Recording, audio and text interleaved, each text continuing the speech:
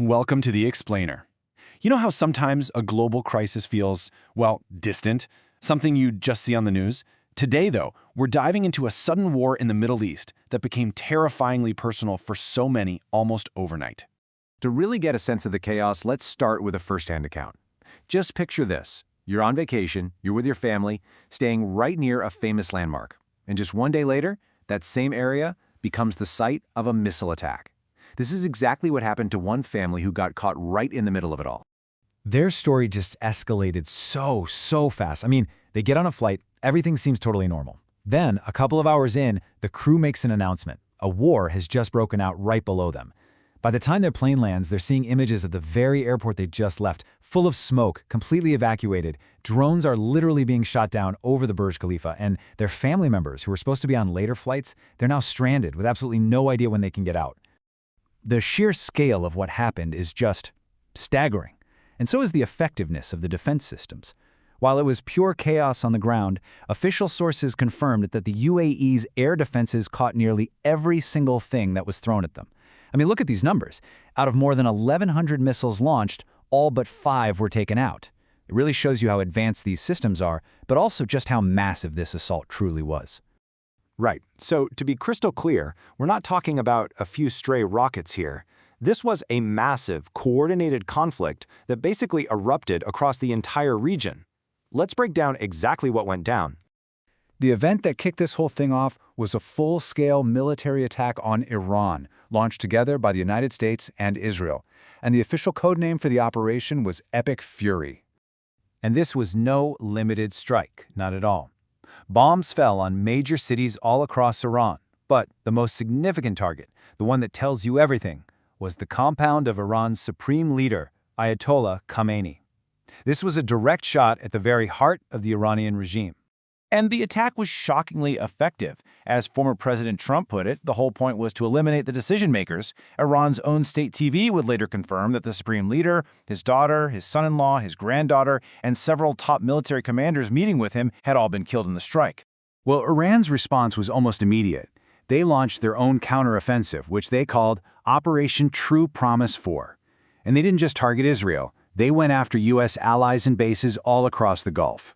So you've got these two completely opposing strategies clashing. On one side, Operation Epic Fury. It's like a decapitation strike, aiming to take out Iran's leadership.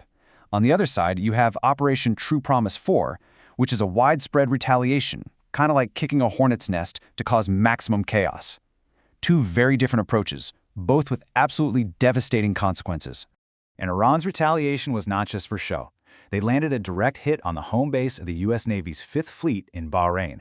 Smoke was seen pouring from the massive Al Udeid Air Base in Qatar. And here's the critical part.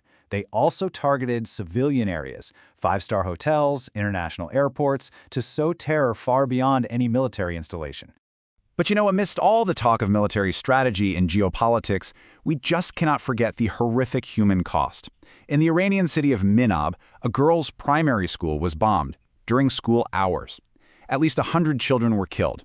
That is the devastating reality of war, far away from the command centers and the press conferences.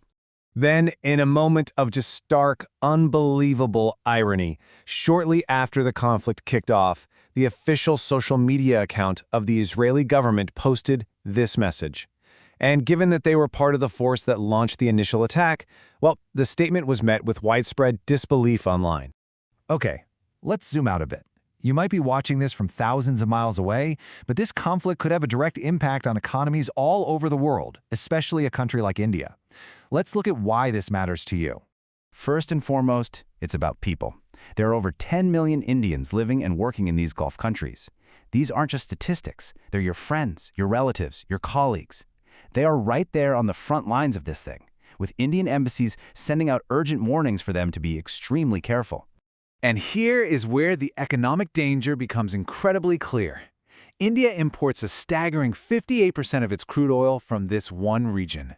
That is more than half of the energy that powers the entire country, and now all of it has to get through an active war zone. Now, Iran has already threatened to close the Strait of Hormuz, which is a critical choke point for oil tankers. If that happens, it triggers what experts are calling a total nightmare scenario for India. The oil supply could just stop, shipping costs would explode, And that leads directly to higher prices for everything, from gas to groceries, putting massive pressure on the Indian rupee. So, you have to be asking yourself, how on earth did things get to this point? This level of violence didn't just pop up out of nowhere. It was the end result of months of rising tensions. Let's trace those final steps on the road to this war. What's so tragic when you look at this timeline is just how close things came to a totally different ending. It starts in December with economic collapse and huge protests in Iran. That's followed by a brutal government crackdown. By early February, the U.S. is building up its military in the region. And yet, despite all that, on February 24th, diplomats from Oman announce a peace deal is within reach. The very next day, the bombs start to fall. That window for peace didn't just close, it was slammed shut. And the stated goal was made incredibly clear. In a tweet aimed right at the Iranian people, Donald Trump just laid out the whole plan. The U.S. and its allies would cripple the regime, and then the people of Iran were expected to step in and take over. This wasn't just a military strike. It was an explicit public call for regime change, reportedly pushed for by both Saudi Arabia and Israel. So, this all brings us to the biggest question hanging over this whole conflict. Does this kind of aggressive foreign intervention actually bring the peace and freedom that it promises? Or does it just unleash a completely different kind of chaos? If that justification for this war sounds familiar, well, it's because it is.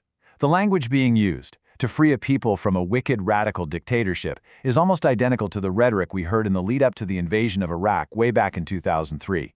And when you actually look at history, a really worrying pattern emerges. The stated goal is always democracy and freedom, but the reality, like we saw in places like Iraq after Saddam Hussein or Libya after Gaddafi, is often a power vacuum, years of instability, brutal civil wars, and the rise of new terror groups, making life even worse for the average person. And that leaves us with the crucial question we have to ask. Iran is a country twice the size of Iraq.